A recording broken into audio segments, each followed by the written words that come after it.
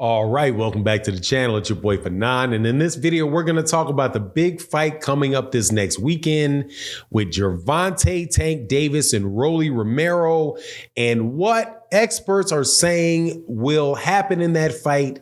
The ones that believe that Rolly Romero will win and a specific weakness that is out there with Gervonta Tank Davis. Let's talk about that in this video.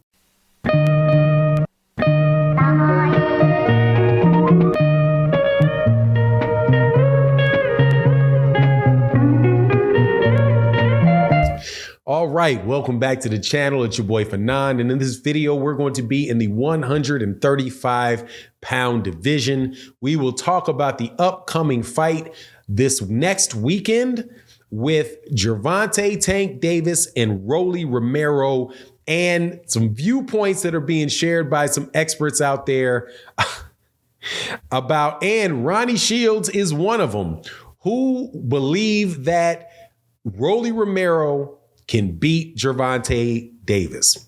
Before I get into that though, let me welcome you back to the channel.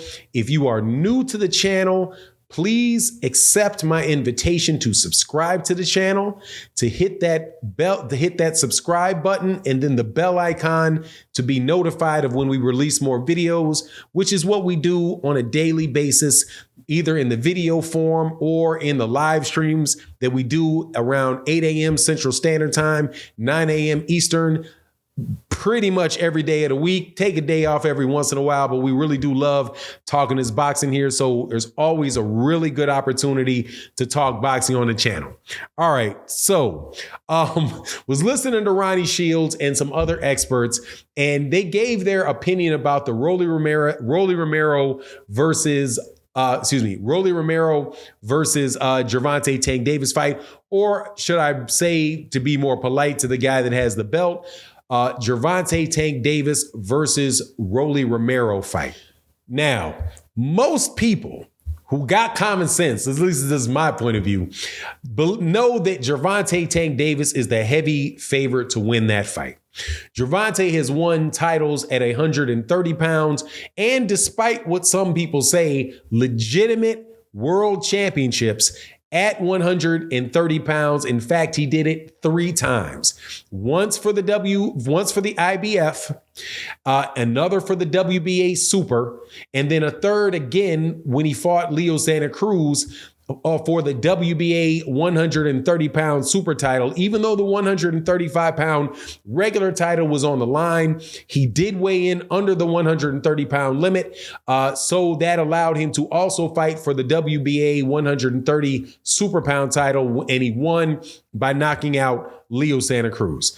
However, it is that Leo Santa Cruz fight and the fight with Isaac Cruz that have some people believing that Rolly Romero can exploit some weaknesses on Gervonta Tank Davis. And what that weakness is that he, quote unquote, Gervonta Tank Davis, he does not like pressure.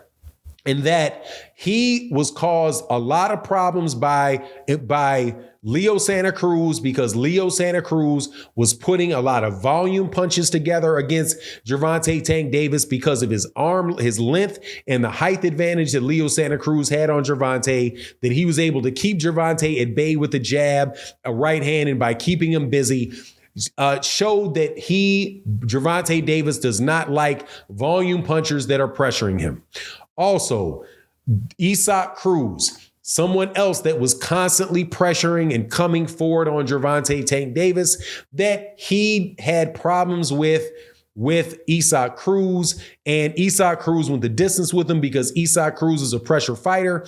And since Rolly Romero is also a pressure fighter, but he is a taller, longer, bigger fighter than both Leo Santa Cruz and Isaac Cruz, that those problems will be exacerbated for Gervonta Tank Davis in that fight. right?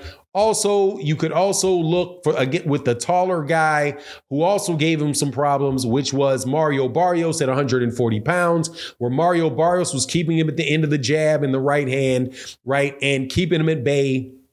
And winning round after round against Gervonta Davis, right? So that is the spiel about what causes Gervonta Tank Davis difficulties and why some people are picking Rolly Romero to win that fight.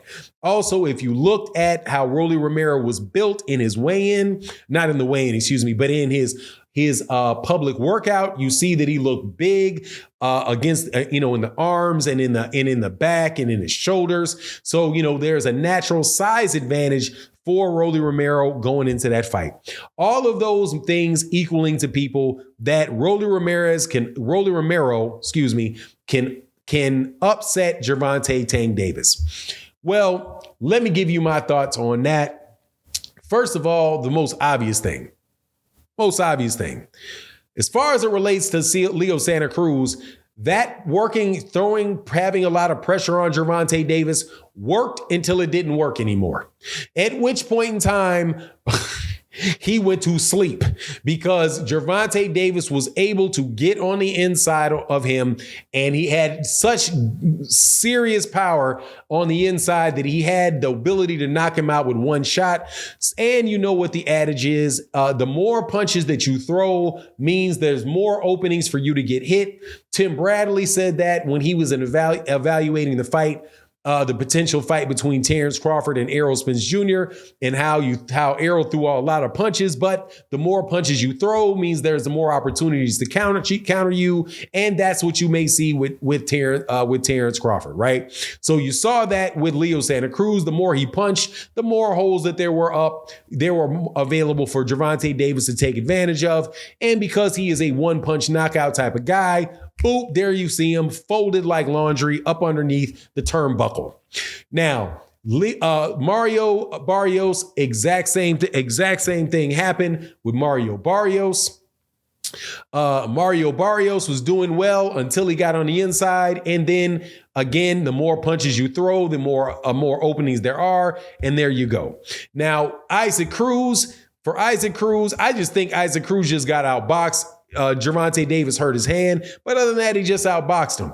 But the big difference between Leo Santa Cruz, Mario Barrios, and Isaac Cruz and Rolly Romero is that Rolly Romero is not somebody that is going to win a fight by outboxing you. He is not a big volume guy. He is a big power guy. He loads up on his shots, and it is his strength that makes the difference in the fights that he has won, all 14 of them, right?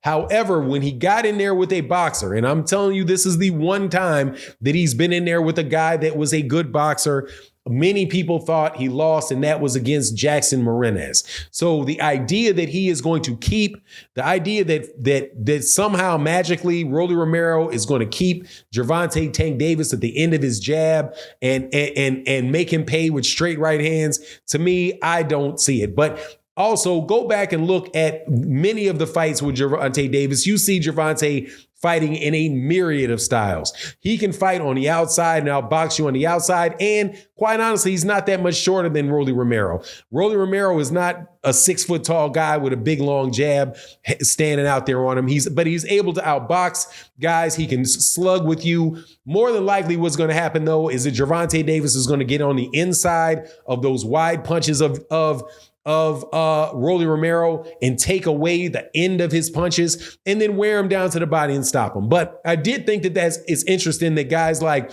Rayo Valenzuela and Ronnie Shields legitimately give this guy an opportunity and a chance to win, even though, they're leaning, specifically Ronnie Shields and these guys got sense. They're leaning towards Gervonta Davis. But man, just the idea that this guy could do it, I mean, beyond something being a puncher's chance, I found real interesting. But anyway, that's my take on the matter.